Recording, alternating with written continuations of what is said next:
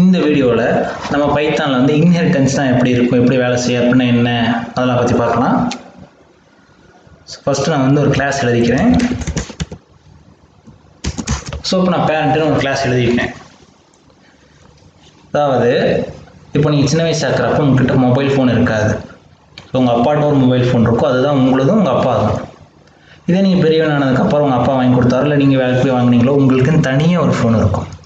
அதை உங்கள் அப்பாவால் ஆக்சஸ் பண்ண முடியாது, ஆனால் உங்களால் முடியும். அதுதான் நமக்கு வந்து இன்ஹெரிட்டன்ஸ்.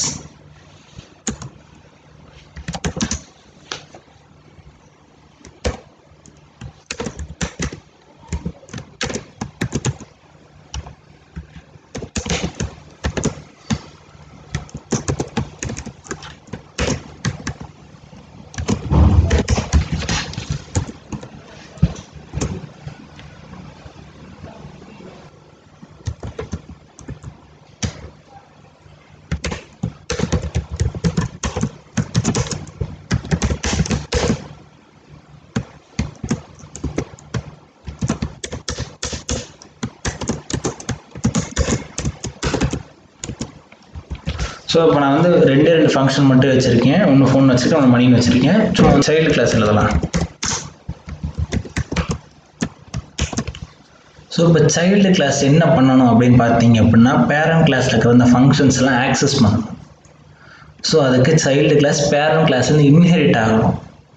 எப்படி இன்ஹெரிட் ஆகும்னா, சிம்பிளாக அந்த பெராந்தசிஸை போட்டு அந்த கிளாஸோட பேர்.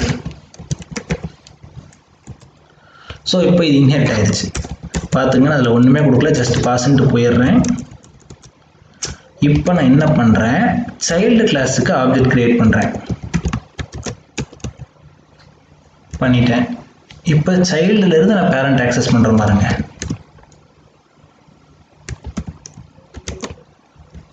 ரன் பண்ணுறேன்.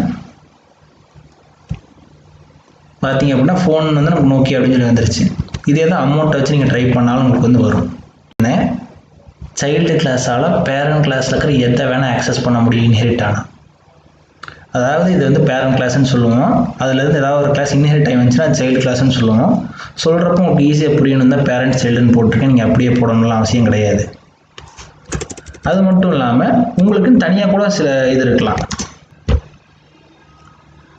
டெஃப்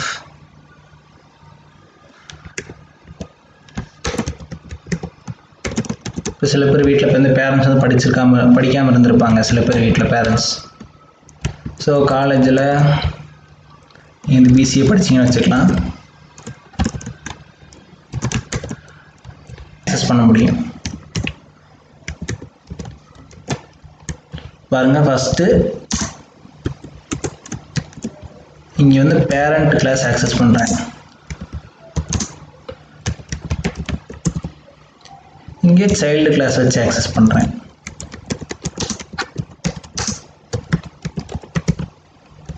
ரன் பண்ணால் பார்த்தீங்களா, உங்களுக்கும் தனியாக ஃபங்க்ஷன்ஸ் இருக்கலாம். உங்கள் பேரண்ட் இருக்கிறதே நீங்கள் ஆக்சஸ் உங்களால் பண்ணிக்க முடியும். ஸோ இதான் பேசிக்காக வந்து பார்த்தீங்க அப்படின்னா இன்ஹெரிட்டன்ஸ். ஸோ இப்போ நம்ம இன்ஹெரிட்டன்ஸ் என்னென்ன டைப்ஸ் இருக்குது அப்படின்னு சொல்லி பார்த்துடலாம். ஸோ இப்போ பேரண்ட்லேருந்து சைல்டு இது ஒன்றே ஒன்று தான் இன்ஹெரிட் ஆயிடுச்சு. ஸோ இது வந்து சிங்கிள் லெவல். ஸோ இப்போ நம்ம கிராண்ட் ஃபாதர்னு வச்சிட்டோம். இது வந்து சிங்கிள் லெவல் இன்ஹெரிட்டன்ஸ் உங்களுக்கு இது. ஏன்னா ஒரு கிளாஸ்லேருந்து இன்னும் ஒரே ஒரு கிளாஸ் தான் இன்ஹெரிட் ஆயிருக்கு. இப்போ நம்ம இன்னொரு கிளாஸ் எழுதலாம்.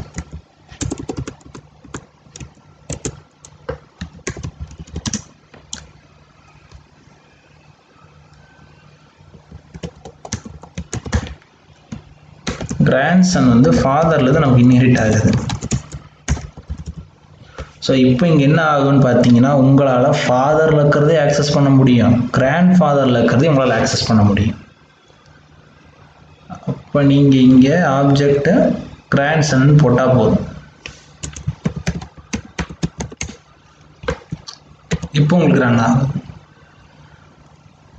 உங்களுக்கு நீங்கள் தனியாக கூட இங்கே ஏதாவது ஃபங்க்ஷன்ஸ் வேணால் நீங்கள் எழுதிக்கலாம். இது என்ன டைப் அப்படின்னு சொல்லி பார்த்தீங்க அப்படின்னா, மல்டி லெவல். அது ஒன்றுக்கு மேலே வந்து இன்ஹெரிட் ஆகிட்டு போயிட்டே இருந்துச்சுன்னா மல்டி லெவல்.